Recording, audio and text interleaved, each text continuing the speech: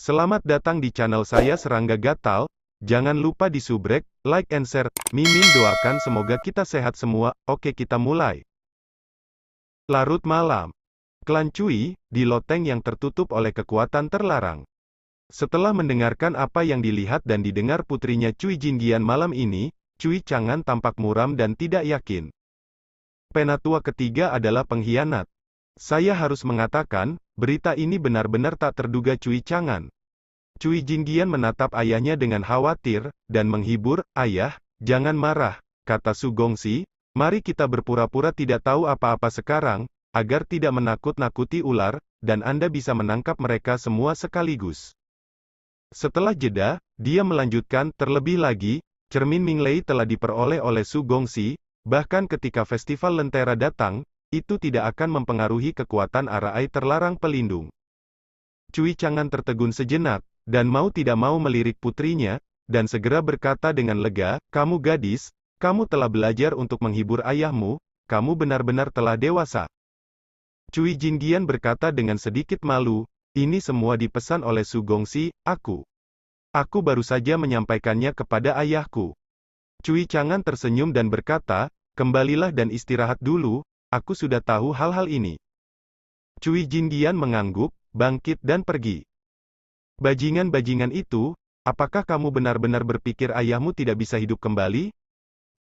Tetapi keluarga Cui masih jauh dari kelelahan, dan masih ada sekitar sebulan sebelum festival Lentera, tetapi beberapa orang di keluarga Cui tidak dapat menahan diri. Cui Chang'an tidak takut pada musuh asing, tetapi dia adalah yang paling tabu dalam perselisihan sipil. Dia tahu betul bahwa terkadang keruntuhan kekuatan puncak suatu partai seringkali dimulai dari dalam dirinya sendiri. Ada banyak contoh serupa sepanjang zaman. Yang paling terkenal adalah perubahan drastis yang terjadi di Gua Taixuan, 500 tahun yang lalu yang menyebabkan langit berguncang.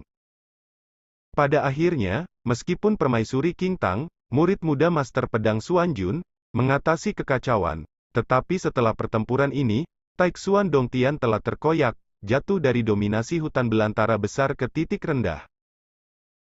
Pertempuran ini juga berdampak besar pada pola langit dan bumi. Dalam beberapa tahun terakhir, di hutan belantara yang luas, Kyushu dan surga, semua menghormati Master Pedang Xuanjun. Tapi sekarang, kejayaan masa lalu telah lama tertiup angin dan hujan. Pelajaran dari masa lalu, jejak masa depan. Sekarang, dunia telah mulai menyebar. Cui Longxiang anti keluarga Cui menderita di kedalaman lautan kesengsaraan, dan tidak akan pernah bisa kembali. Suku kuno seperti Ku, Hong, dan Tantai mulai membuat gelombang, dan kemungkinan besar akan membuat gelombang saat festival Lentera datang. Saat ini, bahkan klan Cui memiliki pengkhianat, yang membuat Cui Chang'an, kepala klan dari klan Cui, tidak waspada. Dia tidak ingin klan yang telah bertahan sejak zaman kuno dihancurkan oleh tangannya sendiri. Tidak peduli apa alasannya untuk pemberontakan tiga tetua, itu benar-benar tak termaafkan. Memikirkan hal ini, ekspresi Cui Chang'an tiba-tiba berubah. Tepat sebelum Cui Jingyan kembali, tetua ketiga datang berkunjung dan berbicara tentang tiga klan kuno Ku, Hong dan Tantai yang datang berkunjung pada siang hari. Saat itu, Cui Chang'an tidak menyembunyikannya. Ceritakan arti dari ketiga klan kuno ini satu per satu. Ketika datang ke tujuan klan Ku kuno datang ke sini, mereka ingin memasuki reruntuhan divisi penghakiman. Tetua ketiga segera berpikir bahwa masalah ini sangat aneh. Setelah itu, tetua ketiga berinisiatif untuk bertanya kepada Ying, dan ingin pergi ke divisi reruntuhan penghakiman untuk melihat apakah ada perubahan, untuk berjaga-jaga. Namun, karena kunci rahasia reruntuhan divisi penghakiman telah diserahkan kepada Su Yi, Cui Chang'an dengan sopan menolak proposal tetua ketiga, dan hanya memberitahu tetua ketiga bahwa dia telah mengirim seseorang ke divisi reruntuhan penghakiman periksa situasinya. Setelah itu, tetua ketiga pergi. Tapi sekarang, setelah mengetahui bahwa tetua ketiga adalah pengkhianat, Cui Chang'an tiba-tiba menyadari bahwa tujuan tetua ketiga datang mengunjunginya malam ini tidak benar. Pada siang hari, keluargaku baru saja melamar ke divisi reruntuhan penghakiman. Malam ini pengkhianat mengambil kesempatan untuk datang ke divisi reruntuhan penghakiman untuk memeriksa situasi. Mungkinkah ini kebetulan? Mungkinkah tiga tetua dan keluargaku telah bersatu, berniat memasuki reruntuhan divisi penghakiman dengan cara ini? Wajah Cui Chang'an muram. Dia tidak bisa duduk diam. Karena tetua ketiga sudah tahu, dia telah mengirim orang ke divisi reruntuhan penghakiman untuk menyelidiki situasinya. Dalam keadaan seperti itu, penatua ketiga kemungkinan besar akan mengambil tindakan dan memanfaatkan kesempatan ini untuk memasuki reruntuhan divisi penghakiman. Tapi segera, Cui Chang'an menjadi tenang. Dengan Paman Su di sini, kamu tidak perlu terlalu khawatir. Tetua ketiga mungkin tidak membayangkan betapa mengerikan keberadaan dia pergi ke divisi reruntuhan penghakiman dengan kunci rahasia malam ini. Bibir Cui Chang'an menunjukkan sedikit rasa dingin. Tembikar tua. Cui Chang'an tiba-tiba angkat bicara. Apa yang Tuhan perintahkan? Diam-diam, seorang pelayan tua muncul dari udara tipis dan membungkuk untuk menyambutnya. Pergi dan periksa, di mana anak-anak dan kerabat dari tetua ketiga sekarang. Ingat, jangan ganggu siapapun. Cui Chang'an menginstruksikan, saya akan pergi ke reruntuhan divisi penghakiman sekarang, dan ketika saya kembali, Anda sebaiknya menyelesaikan masalah ini. Ya, pelayan tua itu menerima pesanan. Dalam kegelapan, dekat reruntuhan divisi penghakiman di timur kota Ziluo. Rekan Taoisku, malam ini adalah kesempatan emas. Tidak akan lama sebelum seorang pelayan yang dikirim oleh Cui Chang'an akan datang ke reruntuhan divisi penghakiman. Di kegelapan malam, seorang pria parubaya dengan janggut abu-abu dan gaya abadi tersenyum dan berkata, orang ini adalah tetua ketiga dari keluarga Cui, Cui Weizong. Di samping Cui Weizong, ada 4 orang berdiri.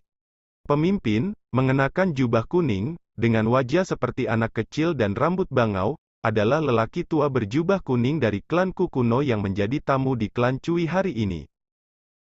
Pria tua berjubah kuning berkata sambil tersenyum, jika acara malam ini berhasil, saudara Cui akan dihargai. Mata Cui Weizong berkilat, dan dia juga tertawa, berkata, saya tidak ingin mengambil pujian apapun, selama rekan-rekan Taois tidak lupa berjanji kepada saya hal itu sudah cukup. Pria tua berjubah kuning itu mengangguk dan berkata, jangan khawatir, apa yang aku janjikan Ku Mingwei tidak akan pernah mengingkari janjiku.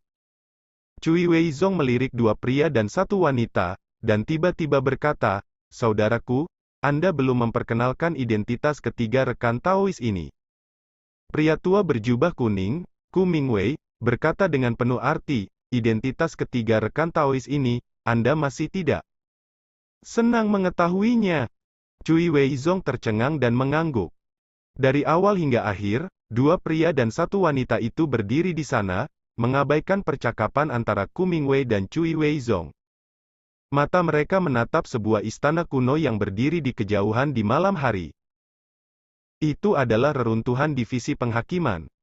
Di zaman kuno, divisi penghakiman adalah penjara paling terkenal di dunia bawah, dan semua karakter yang dipenjara di dalamnya adalah makhluk mengerikan yang disebut pembunuh pada waktu itu. Pada saat yang sama, divisi penghakiman juga merupakan tempat eksekusi bagi dunia bawah untuk menghukum orang jahat. Di antara mereka, ada banyak kaisar. Tidak berlebihan untuk mengatakan bahwa di zaman kuno, divisi penghakiman tidak diragukan lagi adalah tempat yang paling ditakuti oleh orang-orang jahat di dunia. Namun, seiring berlalunya waktu, area di mana divisi penghakiman berada tak terhindarkan berubah menjadi tempat yang ditinggalkan. Seseorang datang. Tiba-tiba, Ku Mingwei berkata, semuanya, jangan bertindak tanpa izin, dan lihat siapa itu. Semua orang melihat ke kejauhan. Bagaimana bisa anak itu bernama Su? Ku Mingwei mengenalinya sekilas dan terkejut. Di paviliun Beiyuang dari keluarga Cui pada siang hari, Su Yi pernah menekan Tantai Liu di antara telapak tangannya, dan terlebih lagi, dengan kultivasi spiritualnya, dia menghancurkan kolam Kaisar Tantai dengan pukulan. Ini meninggalkan kesan mendalam bagi Ku Mingwei. Penatua ketiga Cui Weizong tidak bisa menahan diri untuk tidak terkejut. Apakah kamu mengenali anak kecil ini? Ku Mingwei berkata dengan takjub, nama putra ini adalah Su Yi, dan hari ini dia dan Sue Huaning muncul di paviliun Beiyuang dari keluarga Cui Anda. Dikatakan bahwa Sue Huaning memilihnya untuk putrinya. Bagaimana bisa kamu tidak tahu siapa yang harus dinikahi? Cui Weizong mengerutkan kening dan berkata, gadis itu Jindian baru saja kembali ke klan hari ini, tetapi ku dengar dia membawa seorang pria kembali, mungkin. Rekan-rekan Tao. Omong-omong, dia bertanya-tanya, aneh, bagaimana Patriark mengirim orang luar ke divisi reruntuhan penghakiman? Mataku Mingwei berkedip, mungkin, rubah tua Cui Chang'an telah memperhatikan sesuatu dan tidak ingin menarik perhatian klan Anda yang lain. Tentu saja, jika Anda ingin tahu jawabannya, dia akan ditangkap nanti. Tanya saja dan kamu akan tahu. Setelah jeda, dia melanjutkan, juga, kunci rahasia untuk memasuki divisi penghakiman memerlukan teknik rahasia yang unik, dan bahkan saya tidak tahu rahasia teknik rahasia ini, jika itu menyakitkan. Nak, biarpun kamu mendapatkan kunci rahasia, kamu tidak bisa memasukkannya. Ku Mingwei mengerutkan kening. Pada saat ini, di antara dua pria dan satu wanita, seorang pria tinggi kurus berjubah abu-abu tiba-tiba berkata, setelah anak ini membuka segel memasuki divisi penghakiman, kita dapat mengambil kesempatan untuk menyelinap masuk. Setelah jeda, dia melanjutkan, jika anak ini menyadarinya, maka saya akan mengambil tindakan dan menghapus ingatan ini di benak anak ini. Tetapi Cui Chang'an tidak akan pernah ingin tahu apa yang terjadi malam ini. Begitu kata-kata ini keluar, semangat semua orang terangkat. Di kejauhan, sosok tinggi Sui mendekati istana yang megah. Istana kuno itu tampak hitam, tingginya ribuan kaki, seperti gunung yang menjulang tinggi, sangat megah. Setelah lama berubah, istana ini masih utuh, sangat kontras dengan pemandangan yang hancur dan sunyi di daerah sekitarnya. Sui berdiri di depan istana dengan tangan di punggung. Dulu, Sui dan Cui Longxiang memasuki tempat ini bersama-sama. Hanya saja pada saat itu, dia datang untuk membantu, untuk menekan makhluk jahat paling ganas di dasar penjara divisi penghakiman. Segera, Sui membalik telapak tangannya dan sebuah kotak perunggu muncul. Setelah membuka kotak perunggu, ada kunci perunggu fusiform yang diukir dengan pola aneh dan bengkok di permukaannya. Sui mengeluarkan kunci perunggu dan berjalan ke sisi gerbang istana. Di sini berdiri patung perunggu besar Sizi, seperti aslinya, dan gambarnya sangat menakutkan. Saat Sui memasukkan kunci perunggu ke dalam celah di bagian bawah patung perunggu Sizi, raungan tumpul terdengar. Dalam keadaan kesurupan, ini memberikan perasaan bahwa patung perunggu besar Sizi ini akan bangun kapan saja. Selanjutnya, di gerbang tertutup istana di kejauhan, paku keling yang saling bersilangan tiba-tiba bersinar, seperti bintang yang menyala, memancarkan cahaya terang dan bayangan. Jika diperhatikan baik-baik, paku keling ini tampaknya membentuk pola terlarang yang misterius dan misterius. Sui tidak menganggapnya aneh, jadi dia berjalan lurus ke depan, datang ke gerbang istana, dan mencari tipuan. Cici. Serangkaian cahaya misterius cian, seperti bunga teratai yang bergoyang, jatuh di paku keling gerbang istana, dan pemandangan yang luar biasa terjadi. Formasi terlarang yang menutupi gerbang terus menggeliat dan berubah menjadi portal pusaran besar berbentuk lotus. Sui mengangguk diam-diam. Formasi terlarang di sini sama seperti sebelumnya, tidak pernah dihancurkan. Tepat ketika dia akan melangkah ke pusaran berbentuk teratai, dia sepertinya menyadari sesuatu dan tiba-tiba berbalik. Tidak jauh, sekelompok sosok muncul dari udara. Sui mengangkat alisnya sedikit ketika dia melihat Ku Mingwei, lelaki tua berjubah kuning dari klan Ku kuno, dan Cui Weizong, tetua ketiga klan Cui, yang bersamanya. Ketika dia berada di pegadaian di Zutian malam ini, dia telah melihat potret Cui Weizong, dan dia mengenali identitasnya secara sekilas. Tapi Sui tidak menyangka bahwa pihak lain akan muncul bersama Ku Mingwei saat ini. Namun, dua pria dan satu wanitalah yang benar-benar menarik perhatian Sui. Suasana ketiga orang ini jelas sangat aneh. Ku Mingwei tersenyum dan berkata, tetapi jika Anda tidak bekerja sama, jangan salahkan saya karena menunggu. Sui berkata, benarkah? Cui Weizong mendengus dingin, membunuh karakter kecil sepertimu itu mudah bagi kami, jadi mengapa menggunakan kebohongan untuk menipu? Sui berpikir sejenak dan berkata, lalu bagaimana aku harus bekerja sama? Pria jangkung dan kurus berjubah abu-abu tiba-tiba berkata, ikutlah dengan kami, dan ketika kami pergi, kami akan secara alami melepaskanmu. Suyi mengangguk dan berkata, oke. Ku Mingwei tidak bisa tidak terkejut dan berkata, ketika Anda berada di paviliun Beiwang rumah Cui hari ini, bukankah Anda sangat sombong? Anda berani menantang Tan Tai Chi, mengapa tidak ada Cui Chang'an dan Sue setelah Huan Ning menjadi pendukung? Dia sangat pengecut. Suaranya penuh sarkasme. Sarkasme. Suyi berkata dengan santai, kali ini dan yang lainnya. Ku Mingwei tersenyum meremehkan, dan terlalu malas untuk mempedulikan hal sekecil itu. Ayo pergi. Pria berjubah abu-abu itu jelas tidak sabar, dan melangkah ke portal pusaran berbentuk lotus terlebih dahulu. Lainnya diajukan. Semua orang melihat bunga, dan sesosok muncul dari udara tipis di aula besar. Bukankah kamu mengatakan bahwa reruntuhan divisi penghakiman awalnya adalah penjara yang terkenal di dunia? Ku Mingwei sedikit bingung. Ini pertama kalinya bagi mereka semua. Menurut leluhur saya dari keluarga Cui, penjara sebenarnya dari divisi penghakiman berada tepat di bawah istana ini. Ini adalah alam rahasia seperti api penyucian, dibagi menjadi 3 lapisan. Cui Weizong berkata, pada zaman kuno, lapisan pertama penjara menahan penjahat. Mereka tidak mati, tetapi mereka harus menderita dari berbagai hukuman. Lantai 2 untuk terpidana mati. Setiap terpidana mati akan dijatuhi hukuman pada tanggal yang dipilih dan dieksekusi di depan patung perunggu Shizi di depan aula pengadilan. Genus setan. Setelah jeda, Cui Weizong melanjutkan, namun, dahulu kala, dengan pembubaran divisi penghakiman, penjara ini sudah ada dalam nama saja. Mendengar ini, pria jangkung dan kurus berjubah abu-abu tiba-tiba berkata, tidak, di lantai 3 itu, masih ada beberapa makhluk menakutkan yang ditekan. Cui Weizong terkejut, mengangguk dan berkata, memang ada rumor seperti itu, tetapi di keluarga Cui saya, hanya sedikit orang yang tahu situasi sebenarnya di penjara ini. Pria berjubah abu-abu itu bertanya, apakah kamu tahu di mana pintu masuk penjara itu? Dia menggunakan indera spiritualnya untuk menyelidiki sekitar aula, tetapi tidak menemukan pintu masuk. Yang lain juga melihat Cui Weizong. Cui Weizong menggelengkan kepalanya dengan cepat dan berkata, ini adalah rahasia keluarga Cui, hanya patriark dan leluhur yang mengetahuinya. Pria berjubah abu-abu mengerutkan kening dan berkata kepada seorang pria dan seorang wanita di sampingnya, lihat dengan metode rahasia.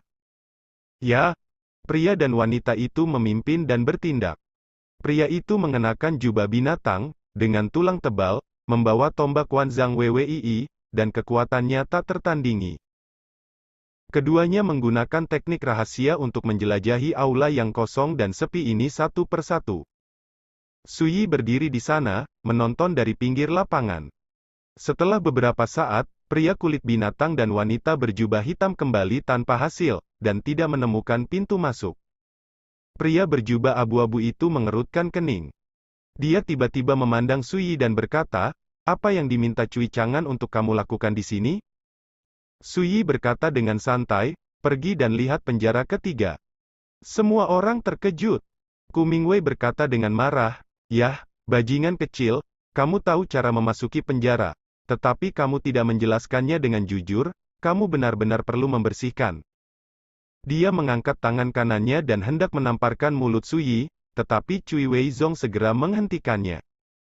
Cui Weizong membujuk, rekan Taois, putra ini tidak dapat mengalami kecelakaan malam ini, kita masih membutuhkannya untuk kembali dan berurusan dengan Cui Chang'an. Ekspresi Ku Mingwei mendung untuk beberapa saat, dan dia memelototi Suyi, mengapa kamu tidak memimpin saja?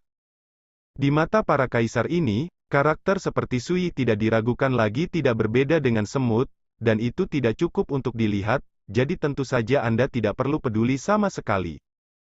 Suyi tersenyum dan menunjuk ke kakinya, pintu masuknya ada di sini. Semua orang terkejut.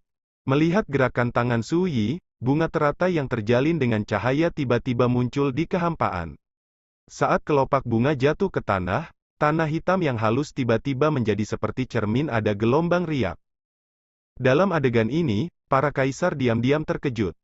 Perlu dicatat bahwa dengan kekuatan mereka tidak melihat adanya kelainan sama sekali sebelumnya, yang menunjukkan betapa indahnya kekuatan penyegelan putusan itu. Untungnya kali ini, bocah bernama Suyi tidak dibunuh secara langsung. Patriark tidak hanya memberimu kunci rahasia, dia bahkan mengajarkan teknik rahasia memasuki penjara bawah tanah ini kepada orang luar sepertimu. Cui Weizong marah dan marah. Ini jelas melanggar aturan klan. Suyi hampir tidak bisa menahan tawa, pengkhianat keluarga Cui ini layak berbicara tentang aturan klan? Pada saat ini, sinar cahaya di tanah mengalir, kekuatan formasi terlarang meresap, dan pintu masuk pusaran besar muncul. Pergi. Pria berjubah abu-abu tidak bisa menahan diri, dan memimpin orang ke dalamnya. Suyi awalnya berencana untuk berjalan terakhir, tetapi Ku Mingwei memarahi dengan dingin, "Apa yang kamu lakukan, teruskan." Tidak diragukan lagi, dia khawatir Suyi akan mengambil kesempatan untuk melarikan diri. Suyi melirik Ku Mingwei dan berjalan masuk tanpa berkata apa-apa. Lantai pertama dan kedua dari alam rahasia bawah tanah dari divisi penghakiman kosong, dan hanya ada banyak penjara yang tersebar di antara mereka, tetapi mereka telah lama ditinggalkan. Ketika mereka sampai di lantai 3 alam rahasia bawah tanah, semua orang tercekik dan menunjukkan keterkejutan. Lapisan ketiga ini seperti dunia yang mandiri, abu-abu dan suram, dan udara dipenuhi dengan napas dingin dan ganas yang menggigit. Berdiri di dalamnya seperti berdiri di gurun tanpa kehidupan. Yang mengejutkan semua orang adalah ada ratusan pilar perunggu besar berdiri di kejauhan. Tiap tiang perunggu setinggi 100 kaki dan ditutupi rantai berdarah seperti naga. Dan di beberapa pilar perunggu, ada sosok mengerikan yang dipenjara. Meskipun mereka berjauhan, semua orang bisa merasakan aura ganas datang ke arah mereka. Kaisar seperti Ku Mingwei merasakan jantung berdebar-debar. Adegan seperti ini, ditempatkan di lantai 3 alam rahasia bawah tanah divisi penghakiman, tidak diragukan lagi terlihat terlalu menakutkan. Suyi juga mengamati, dengan sedikit warna tidak menentu di matanya. Tahun-tahun tanpa akhir telah berlalu, dan orang-orang kejam yang ditekan di tempat ini jelas telah banyak mati, meninggalkan sebagian besar dari 99-100 pilar penindas surga kosong. Hanya ada selusin orang ganas yang tersisa. Meskipun mereka tidak sepenuhnya mati, tetapi tampaknya tidak ada banyak kesempatan untuk berjuang untuk melarikan diri. Namun, ini hanya area luar dari lapisan ketiga dari alam rahasia. Ini benar-benar tahanan kejahatan ekstrim, tidak ditekan di sini. Pada saat ini, pria berjubah abu-abu di kepalanya tiba-tiba menunjukkan sedikit kegembiraan dan bergumam. "Saya merasakan nafas nenek moyang kita, hebat. Orang tuanya tidak mati dalam bertahun-tahun penindasan." Sekian dulu update-annya, tunggu lanjutannya di channel saya Serangga Gatal, di subscribe ya guys. Terima kasih.